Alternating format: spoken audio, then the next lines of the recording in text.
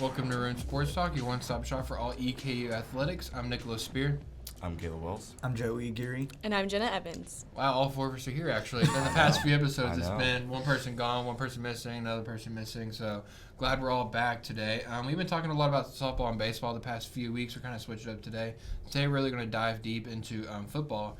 I know it's spring and stuff like that, but the spring game is, I think it's this week. And, UFL's going on, so, it's spring football time. So we'll talk all about football, and then towards the end, we'll kind of talk about a little about softball if we have time. So let's dive straight into football. We know Joshua Carter's missing. He's gone. Mike Smith Jr., Matt Morrissey, a lot of our players that really kept the team together last year and took us to the FC playoffs are going to be missing this upcoming season. So what kind of hole do you think they kind of left in EK football, Caleb, and kind of how do you expect the team to kind of turn around with the missing pieces of Mike Smith Jr., Joshua Carter, and we were so run heavy last year, it was crazy. So I was going to say that'll probably be the biggest difference. I'm not sure who's going to start at tailback this year. I'm not sure who's going to try to fill the hole that is Joshua Carter. But dude is an absolute animal, just running over people left and right. So obviously that's going to leave a big hole. But from my understanding, for the most part, the offensive line should be fairly similar. And a lot of your run game does come behind the heels of an offensive line. Maybe we're not going to have as much of a dynamic runner as Carter was, but behind a fairly similar offensive line, I'd like to see us still try to commit to the run game. Maybe not, last year we're running probably 70% of the time and then passing 30. So maybe it needs to be more of a 60-40 split here, but I'd still like to see us be run heavy. Yeah, I agree. With Joshua Carter just kind of really putting a Band-Aid over everything, because we did when we came towards the end of the year, but at the beginning of the year it was just run. I kind of really liked how Matt Morris, he didn't really run a lot at the beginning of the year, but he did run a ton. The quarterback run really helped change just the way they played. It opened up a lot more for Carter in the run game. Yeah, and really Matt Morrissey really kind of threw it downfield a lot of the time and made some incredible plays down the stretch. And we're also missing some offensive line pieces from last year too. We had a pretty good offensive line last year. Hopefully we can turn her around this year. I know Braden Latham. Right, I know he's gone. It said he's here on the roster, I think. Oh, really? Okay. Let's check that real quick. I think he is coming back. He's on the 2025 roster, so I'm pretty sure he's back. Okay, sweet. I think he can really step it up. He didn't get a lot of playing time last year, but I do think this year he can kind of turn a corner. We'll kind of see how that goes throughout the year. Jenna, what are your thoughts on EK football looking towards next year, and kind of what do you expect them to kind of look like this next year? I'm really excited to see the spring game, kind of see what they've put together during spring practices, because they do have a lot of talent that's missing, and you have to find a way to kind of replace that talent and try to keep your same swing if it was working, or try to find something new that's better for this new team. So it'll be interesting to see what kind of stuff they've been working on so far. Yeah, I really think, too, opening you up against those strong teams, when we played the first games at Louisville and then a quick turnaround, Houston Christian. So, we'll really kind of get a feel of where they're at Louisville. I know Louisville is going to they're bringing in a ridiculous transfer class and insane recruiting class. And then turning around Houston Christian at Marshall and then at West Georgia. So it opens up the year pretty difficult. I really like us going either 1-2, 2-1. If we upset Louisville, I think this campus would just explode. So from a fan's perspective, Joey, what are you kind of hoping for that first home game in the fall? And then would you look like last year with the crowd size and stuff like that? But just talk about it from a fan perspective for football in Roy Kidd Stadium. Last year, the stadium was always packed, unless it was the one day where it was downpouring. That Morehead there State were the game. floods. That was bad. That was awful. During that whole hurricane thing that went on. But besides that, the stadium is usually pretty packed, and especially the student section, no one knows how to be quiet, if I'm being honest. Everyone's saying something at some point. Yeah, I really think, too, I like the home schedule that we have coming up in the fall with Tarleton State coming here, Southern Utah, Abilene Christian. Austin Peay comes here. I know it's our rival. It got pretty hectic last night in baseball against Austin Peay, but I really do think that the home schedule will be a lot better. And talking about on the defensive end, I mean, our defense last year just really carried us. I remember us talking a lot about defense. Caleb, talk about our defense last year and what kind of hole do you think Mike Smith is going to leave in that defense? Yeah, Mike Smith being the biggest hole, obviously. He could be playing reps on Sundays here soon. Very talented player, transfer from App State, if I'm correct. So, he was just flying all over the field, making plays left and right. So it's obviously going to hurt to lose him. I think having Vito back is big. He's a very talented player, former, player at Colorado with, Coach Prime and was at UK before that. So he's obviously still going to play at an extremely high level. I think having him in the locker room is really good. I think he's just going to, he's seen things. He's played against, SEC wide receivers, Big 12 wide receivers. He's seen it all. So I think he's just really going to help foster the community of the younger corners in the room. And I still think we have really talented corners. And I'm not going to be shocked if we're still just as strong at corner and safety, even with the absence of Mike Smith. And I really think from a recruiting perspective, when you do have players like Mike Smith Jr. being looked at going into this Shrine Bowl and stuff like that, we bring in those corners. We've always really had strong corners while I've been here too as well. So I really think Vito can step up, be the locker room guy, and then turn it around. Jenna, what are your kind of thoughts on the defensive end and just kind of give your thoughts on that? I mean, they got to stop the ball. Let's just be completely honest. They have to stop the ball, and I feel like losing Mike Smith Jr., he was very vital in that. And I really hope they get into a groove, get into a new way, find someone that can replace his talent and get through so that we can stop it. Yeah. Kind of looking at some stats here, just from the defensive end. Just we had ended the stretch of the year, we only allowed 17 to 20 points a game on the other end. So I really think that can be a really big stepping point. So kind of wrapping up from football here, we'll kind of move to softball and talk a little bit about them. What are your thoughts? We're playing Austin Peay this weekend. They're one of the top teams in the ASUN. So what are your predictions for this weekend, Caleb, and what are you kind of looking for before next week? I would say for softball, I think they're doing a great job. Per usual, I'm always going to roll with EKU softball. I'm never going to bet against them. I still stand by the statement that they can beat anyone any given day. But against Austin Peay, a really talented team, I think you're going to see a much more defensive game. I don't think you're going to see a lot of points go up on the board.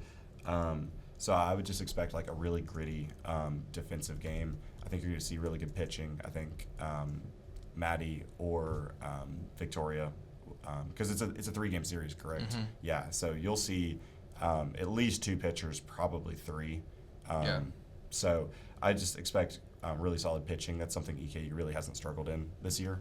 They've had amazing pitching from Maddie as always, but then also the relief pitchers have been really stepping it up this year compared to last year when Maddie was really the only one you had to worry about. Victoria has done great. So I just would say just like really good pitching and good defense is kind of what I expect for these games, but maybe I'm wrong and it's an absolute shootout. We'll see. Kind of looking at some stats and towards the future for softball. They have the 3-game homestand against Austin Peay, then UK comes down. We talked a lot about that, and then we play a 3-game stand at North Alabama, and then home against Western. So I really think we've already clinched a spot in the ASUN tournament. So congratulations to them. But really towards this end of the stretch, it'll be really telling to see if we can finish strong and heading into ASUN conference play. Looking at Austin Peay, they're 10-5 in conference, 4-2 at home, 4-2 on the way. They're 32-9. We're 30-11. Away, they're 6-3, 15-3 at home. They've won one in a row. We've lost one in a row. So really be a gritty battle. Both teams are really, really good. And then you go into UK, I always talk about that. And then on the road against North Alabama, and then quick turnaround, and then you finish the year at home against Western and then Bellarmine. I think if we've solidified our spot in 1 or 2, we can rest some players against that Bellarmine game, or you want them to play that game. Talk a little about that, Jenna. If we do the lock up the 1 or the 2, do you expect them to play that final homestand against Bellarmine early in May, or would you rather play those players and keep them fresh for the tournament? I really think it depends on your athlete and if rest will help them or if rest is going to hurt them. Because I know for me, if I rest, I go back and I feel like I'm starting back from step 1. But some athletes need that rest in order to come back stronger. So I really think it depends on your athlete and depends on the way they will come back. And so I think some rest could help them, but you don't want too much rest to where they come back rusty. Yeah, and it really is between us and Austin Peay for that 1 and 2. I think that'd be really, really important. The series will really tell if we will rest players at the end of the year, because Bellarmine, sadly, they're last. They're 2-13 in the ASUN. They're 7-26 overall.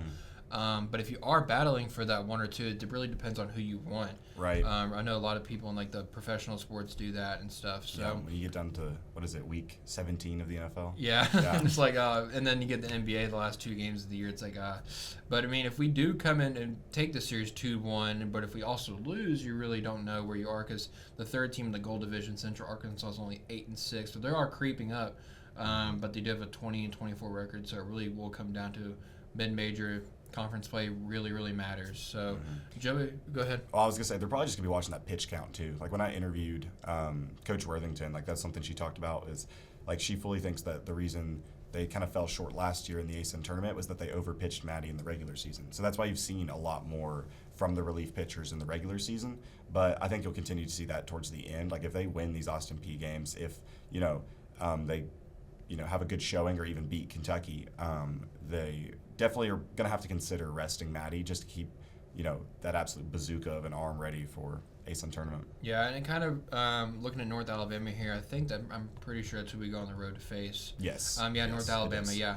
They are 6-9 in conference, but they're 26-15 overall, so it really seems that they started off strong in the year and then kind of have fallen off. So you really don't know, but it's at their place. So yeah, you still got to show up. They're going to be wanting to play for they're in that middle pack right there with Central Arkansas, Lipscomb, North Alabama. So, Joey, kind of talk about a little bit of the mental aspect. I know you focused on esports, but it is mental. I mean, you're going up against really good teams. So how do you what advice would you give to the softball team going into this really rough stretch of a 3-game series against Austin Peay and then UK and then on the road to North Alabama, also a 3-game series, and then against Western? So you get a really tough stretch here towards the end to really prove themselves. What advice would you give to the team? Me personally, I feel like it's more so knowing your limits, but also your opponent's limits, knowing where their weaknesses lie and taking advantage of those to give you guys the best outcome for those games. It's something really simple, but even reviewing their footage would be helpful. Dropping wisdom on the pod. So looking at Austin Peay's schedule, you did talk about, really like you said, about knowing your opponent's limits. They put up a lot of runs, but they also allow a lot of runs sometimes. Their games against App State, UMass Will, Bucknell, it was like 11-3, 18-3, but also they can look at Central Arkansas 15-16 in a loss. So they really, it does seem like if you really can catch them. That's nuts in an ASUN game. Yeah, if you catch them hot and you really jump on them, I really think we swing the bat pretty well. Maddie can really take over in that 3-4 hole. So we're also drafting as well. Yeah, absolutely. So it looks like they do allow a lot of runs, but they score a lot of runs. So if Maddie can come here in game 1, really set the tone for the series, kind of get in their heads a little bit, I really like our chances this weekend. So make sure to check them out towards the end of the year. And then some updates about the UK game. I know we keep talking about it, but this is really just fan perspective. It's Greek night.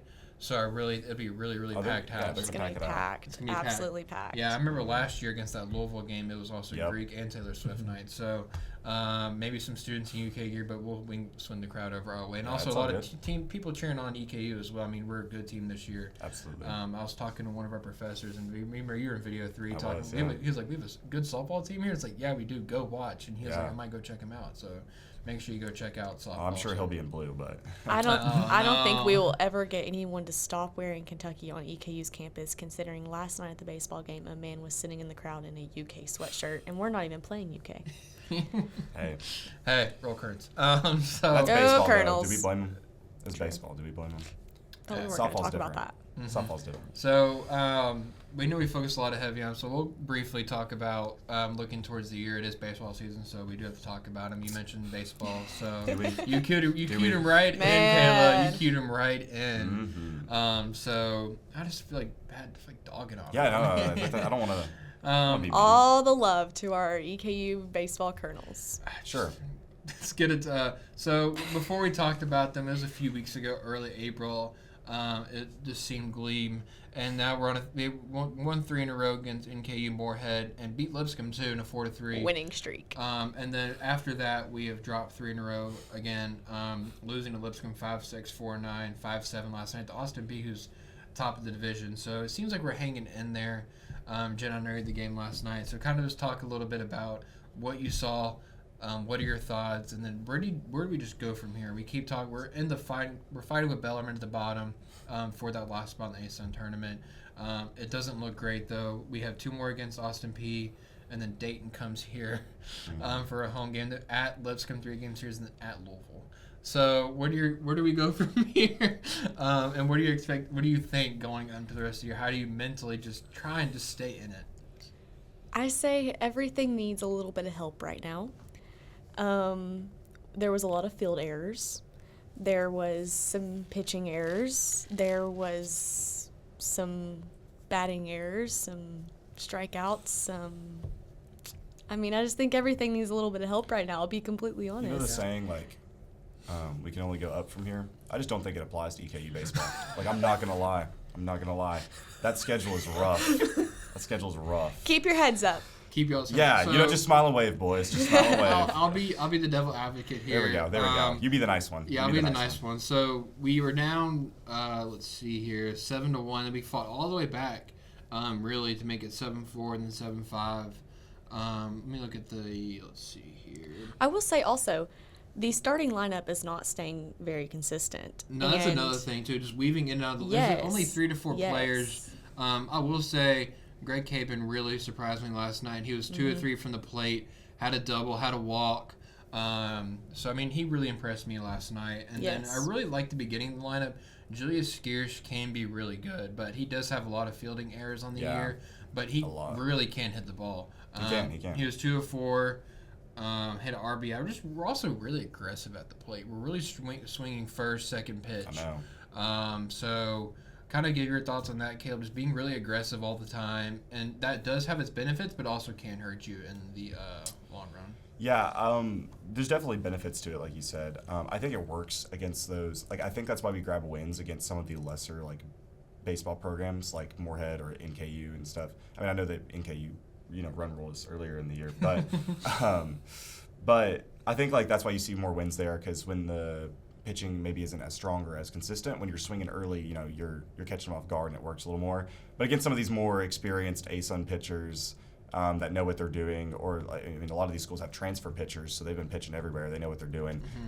They're not gonna hang up a ball, on their first pitch, on their second pitch. They're gonna absolutely rifle it at you. And so I think being over aggressive is just honestly not the strategy against some of these better pitchers. I think you need to be using your eyes and watching, is this a strike? Is this not? Because I think a lot of times you're swinging at something when it's not a strike, and I know that's a lot of pop-ups. Yeah, a lot of infield pop-ups, a lot of early in this. But it can help, but also you can lead a lot of pop-outs, and that leads to quick innings, and you're just going down and stuff like that. I will say though, if we are gonna try and clinch a spot in the ASUN tournament, it needs to happen now, and it sucks to say that it needs to happen now. Yeah, it's a rough schedule that's coming up. It's a rough schedule. But Bellarmine is 6-10 at ASUN play. We're 4-12, so we really need to catch up to them for that final spot. But it's not. This schedule is just ridiculous. Yeah. It seems to be. We beat Lipscomb here, but it's at their place, and we started off the first 17 games of the year on the road, and now we're back on the road.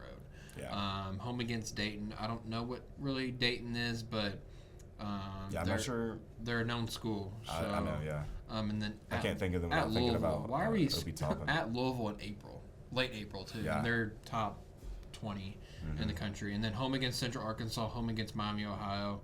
I don't know really Miami, but they are in the MAC, kind of in our region. And then we finish off the year at North Alabama and then at Bellarmine. So it needs to happen. Now some really do.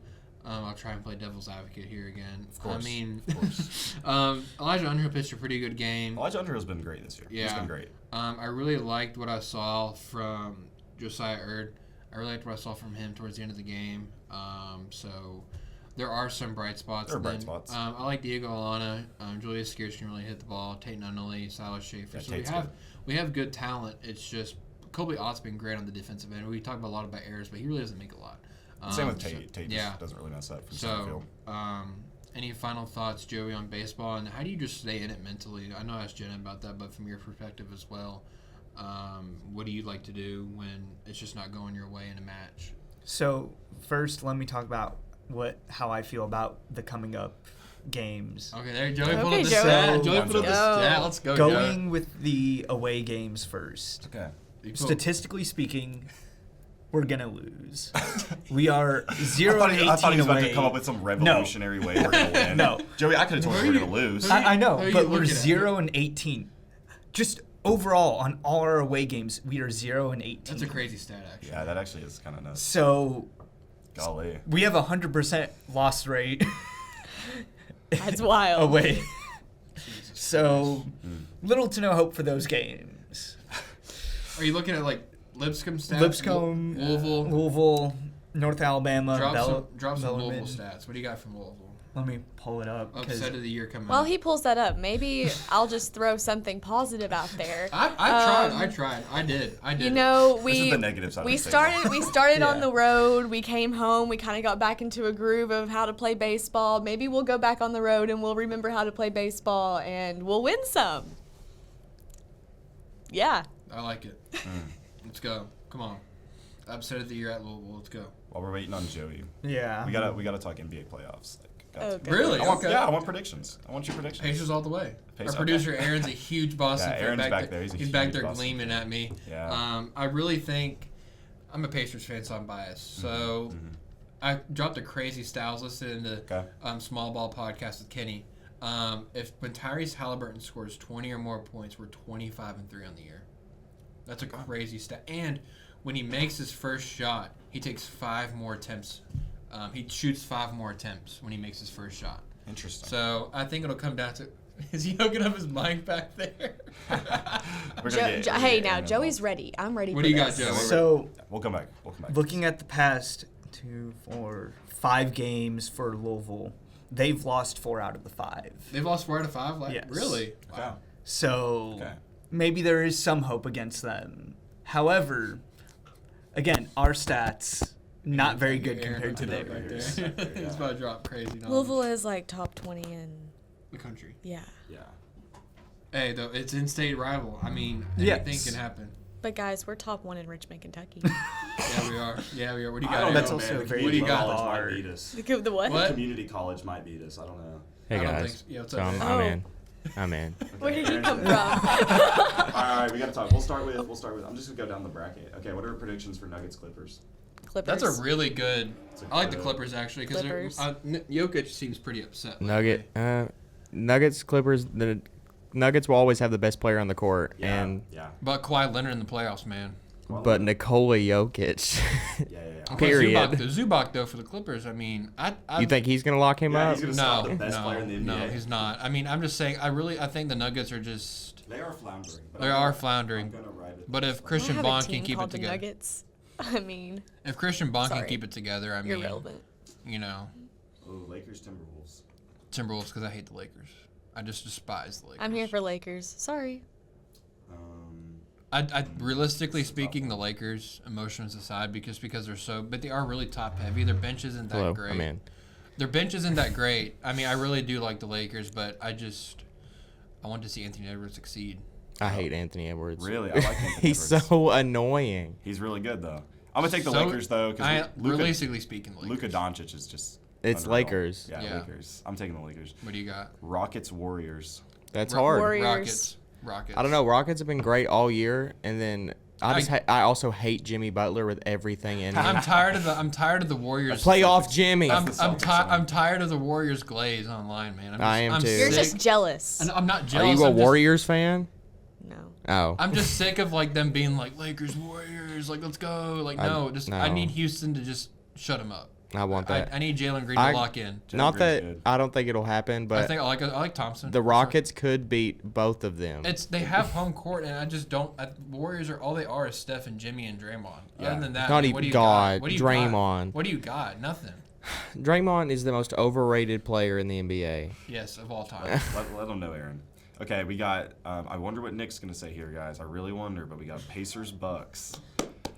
Pacers sweep. But what sweep? What Pacers about in 6? if Damian Lillard comes Pacers back? in It'll 6. be. I'll take Pacers in 5. If Damian Lillard's not playing, Pacers in 5. If Yeah, Damian Lillard's playing, Pacers in 6. Yeah, no, seriously, that's my prediction. it could be 6 or 7. We got home 'cause court. You know there's going to be one game winner by Damian Lillard Or if just he Kevin plays. Porter Jr. hits 33s, or Yeah. Gary Trent just hits 33s, and I think it'll be 2-0 at the beginning. Then they'll come back and do 2-2, and then we'll finish it up. I don't feel like the Bucks are that good, like without Lillard. So Yeah. I'm not. Well, Giannis is going to have the biggest carry job since LeBron in 2018. He tried. He so did in the Olympics too. Trust me. Yeah. I was locked in. I watched. Giannis is a beast. I watched all the Greece games. Okay, we got Knicks Pistons. Pistons. I don't know. Pistons are too Listen. aggressive. Knicks are a bunch of crybabies. But I can definitely see Jalen Brunson going Yeah, off. Jalen Brunson is going to be at the foul line like every other play. Yeah, And he doesn't Josh miss Hart's free going to throws. get like 19 rebounds a Yep. game. This is kind of like, And OG Anunoby is like one of the best defensive players. no one's He really is. talking about this, but if Isaiah Stewart gets in Cat's head, I just see Cat floundering. and Isaiah throwing up Stewart crap. thinks he's a bad boy, but he's not. That's what I'm saying. I'm just saying that like Cat's he's one of the biggest dudes in the league. He's just not aggressive. He doesn't fight back, and I just think if they But get he's their also the head, best three-point shooting big. That in is the true. NBA. Hey, don't knock on Kristaps Porzingis like that. Okay. Don't knock on Al Horford like that. Pull Al the Horford's a dog. Magic and Celtics. Yeah, so that's the next one. Magic Celtics for Magic our last and matchup. 6. I'm just playing. It's gonna be Boston in 5. 5 or 6. Boston in 4. I think 5 or 6. Orlando will steal one at home. You think so? Orlando will We're steal one road at home. dogs. We Yeah. we win on the Road road. dog. My brother is also a massive Celtics fan, and honestly, I'll take the Celtics in 4. We have the second greatest road record of all time, only behind the 2016 Golden State It Warriors. doesn't feel that way because of like percentage, but technically speaking, this Boston Celtics team this year is technically, like, if you're statistically speaking, they're the best 3-point shooting team of all time. It's They true. are, yeah, I know. We shot the most, made the most, but I'm just also saying- missed the I'm most. just You saying, did also miss the most. Magic are known for their quote unquote defense. Like, what if y'all miss? Like, what if y'all play? What if you have a Well, the 28% thing with the Celtics is three? like they've got all their players. Like if you're gonna take out Tatum and Brown, then Porzingis is gonna go off. But if you're gonna take out Porzingis, then Tatum and Brown. Or they got Derek White. Like he's been insane. God, I love Peyton- Derek White. I would do anything for Bald Derek White. ass. Peyton Pritchard is gonna win Sixth Man of the Year. Yeah, he's run away with it. Yeah, Pritchard is just. Do y'all, a dog are y'all, off are the y'all bench, believing in the so. OKC hype? They're a small market team, so I ESPN don't likes know. ESPN likes to trash them. I think they're definitely the best team all year, but I could easily see them losing to a more veteran-led team. I just don't see it. I hate that, like, the veteran. Like, I just don't know. Like, Mm-hmm. they're so deep and talented. They were in the playoffs last year. They have playoff experience. 1 year, okay? People say Tatum he didn't have finals experience. He went to the finals twice. He made it to the Eastern Conference Finals every year of his career, except Yeah. one. I don't know. SGA is going to be at the line every other play. Yeah, They he's the say same way. it makes me so mad because they say SGA, he's this young talent who has no expectations. He's 3 months younger than Tatum. Bro, heard. No, but Tatum's 19. Oh yeah, Tatum's 19. Tatum's 19. He's done all this at the age of 19. We did it. Listen, I don't care what he says. I love We got Aaron fired up. Yeah, I know. I don't care. Hey, you know what's awesome? When your shirts are wrong and it says 17 times championships instead of 18 times championships. So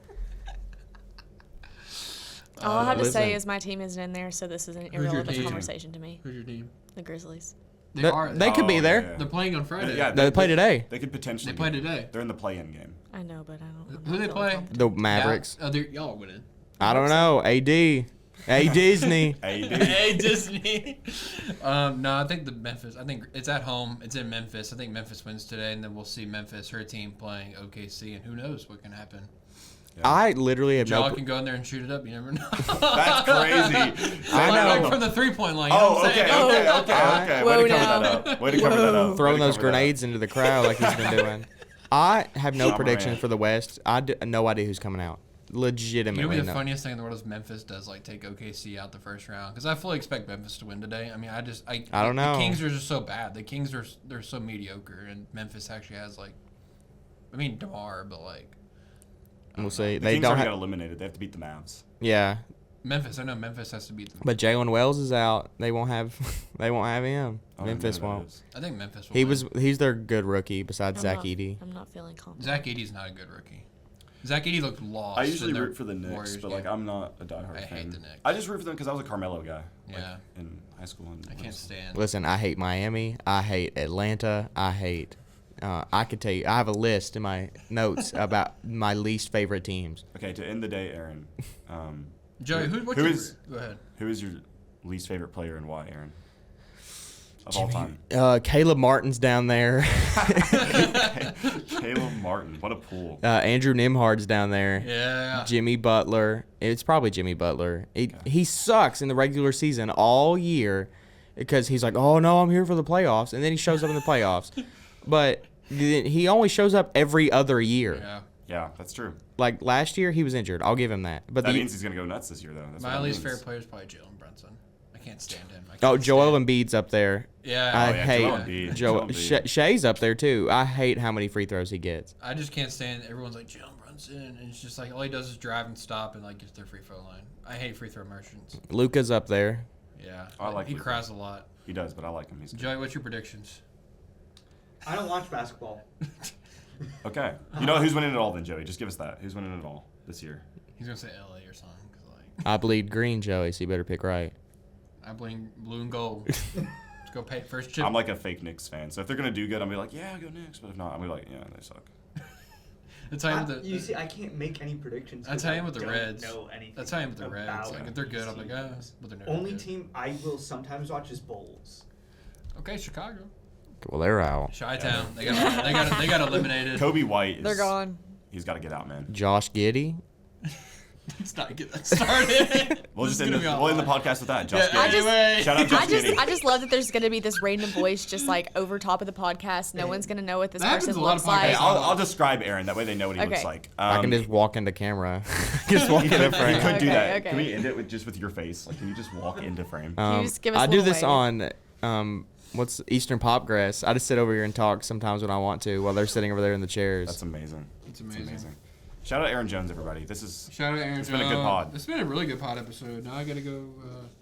Nick's got to go, so we're gonna end it. but- Anyways, all right, y'all. Thank y'all for watching. We'll Bye. see you guys soon.